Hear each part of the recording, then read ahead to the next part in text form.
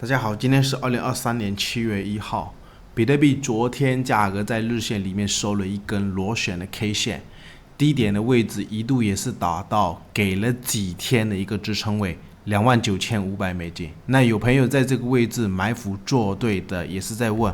短线期货的多单要怎么来应对，或者等下来跟大家探讨一下，包括这一根螺旋 K 线里面包含的一些知识，以及现在山寨币是在疯狂的上涨。然后比特币在月线里面有没有可能目前的价格还是在整理，包括这一个月线的交易者动态指数什么时候会开启分流的行情，以及去年的底部在 20K 下方，它这一个绿色的线接近这一个下轨的位置，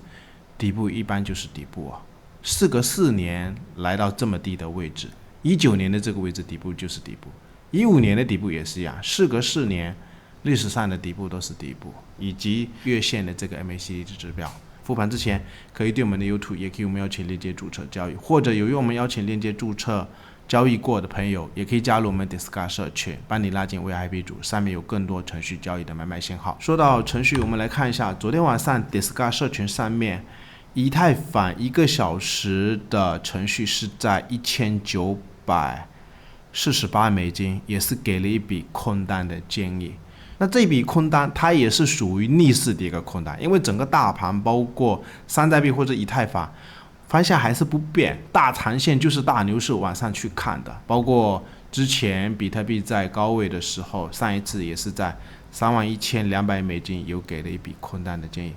我的观点是，不然最近空单还是尽量短一点啊。包括现在短线29,500美金附近这个位置有做对的单子，我的观点是，朋友们也可以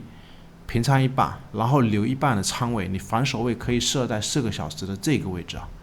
就是这边还有一个箱体的一个区间，算是一个挖坑，是不是上面也是坑，下面也是坑，所以你也可以平掉一半，然后留一半防守成本位，不一定要在成本位，或者是移到这个位置也可以啊。然后我们要来聊一下比特币这一根螺旋的 K 线形态，我们要怎么来判断？我们单看它裸 K 的形态也是聊了几天，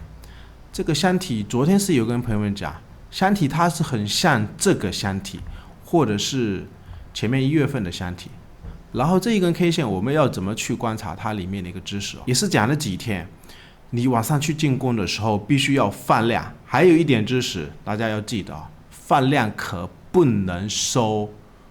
跌，或者是放量不涨。放量不涨这种知识就是一个放量滞涨的一根 K 线，所以我的观点有可能目前还不是进攻，它还是在箱体震荡。那然后有一些朋友是担心4个小时里面昨天晚上是跌的时候量有一点大，是不是有一些主力在出货？我的观点是有一点不同啊，不一定是在出货，它有可能整个中长线目前还是属于箱体震荡的结构，你不然就以这个大箱体来对待。这根 K 线是不太漂亮，量能是非常的大。其实早在4个小时这个位置就有跟大家提过一个观点，它也是收一个上影线，量也是相对比较大，就开始跟朋友们判断，有可能是箱体震荡，不一定会大跌，但是它要大涨也不一定会就是继续一马平川。那现在我的观点是，看到这种大量，它是一个出货的量吗？有朋友是在问，我的观点是不同啊，不一定，有可能是主力在下了，它有可能还是在箱体震荡，不排除整个中线震荡到位，有没有可能在挖坑的位置，或者你也可以等中长线的这些买点。那这2天日线里面的形态，我们还有几个重点要观察一下。昨天是放量是在滞涨啊，就是它收盘实体是一根非常大的螺旋的 K 线，也是说明在这一个日线的区间多空分歧是非常的严重。因为最近很多山寨币在疯涨的情况下，有些资金是流到那个山寨币，比特币所以也是判断了一段时间，现在整理已经是今天是第10天了，也是跟朋友们讲了有一段时间，有时候交易机会是需要等啊。我们就观察一下这一根箱体震荡昨天晚上的爆仓数据，全网是多空双爆，多单爆了1.2亿，空单也是爆了1.3亿。那以前的一些经验，像这种多空分歧非常严重的位置，有时候爆仓的这个柱状，多单跟空单爆的柱状相对比较大的一些位置，也是说明有可能整个比特币还是在箱体震荡。我们可以看一下，就是多单跟空单爆的柱状都是相对比较多的一些位置，它有可能比特币这一条黄色的均线，它还是在箱体震荡，就是类似这个区间，或者是我们可以留意一下，一般变盘的位置就类似这种的区间，它跌到一个中线的一些低档的位置，我们可以留意一下，它这种多空双爆的数据，特别是这些柱状在收缩的情况下，有可能是很重要一些变盘的点位，甚至来到低档的位置，有这种大量的多单被爆的一些位置，你在这种位置去找一些买点的位置，继续给我做的，因为整个趋势都是向上。然后我们再来聊一下，也就是前面几天有跟朋友们讲过一个观点，月线里面的 MACD 指标，比特币在这个月今天已经是正式形成了一个月线级别的金叉。那历史上在去年2万开始跟朋友们讲，你要重仓去抄底，也是利用这个 MACD 在月线里面，只要它死叉红柱放7根到8根左右，有可能底部就是底部，走到现在已经是金叉了，所以反应要快啊！历史上月线的这个 MACD 指标，2019年、18年的这一波熊市，它这个柱状也是放了7根的这个柱状，底部就是底部。或者2015年我们可以看一下，也就是一大波空头的走势，柱状放了7根，这个位置底部就是底部。那前面是有跟大家讲过，历史上它有金叉的位置，一般后面有可能会整理，因为散户都在看这个月线的 MACD 金叉，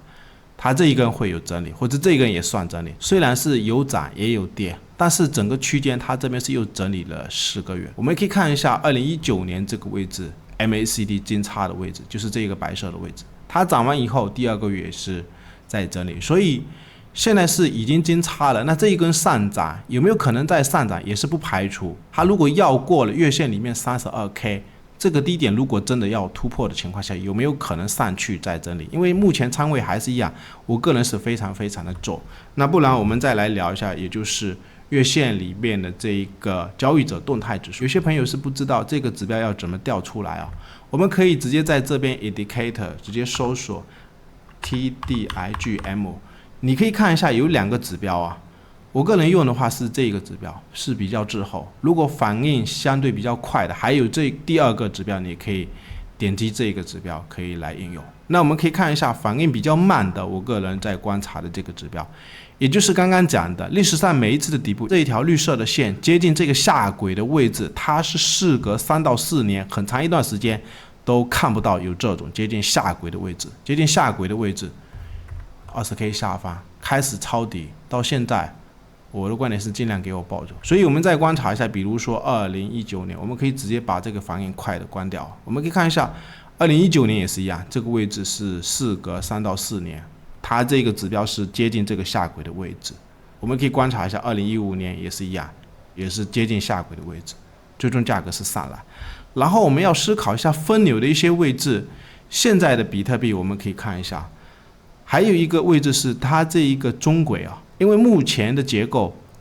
这个绿色是一直在金叉这个红色的，就类似2015年的行情、16年的行情，它整个指标是在金叉的结构，在月线里面有这种金叉的结构，牛市就是牛市，只是它还没有接近这一个中轨的位置。一般分流的位置，它首先要突破的这个中轨，历史上分流的一些位置，比如说在2019年到2020年的这个区间，它也是没有过中轨，这个位置就是在算是一个旗形整理。然后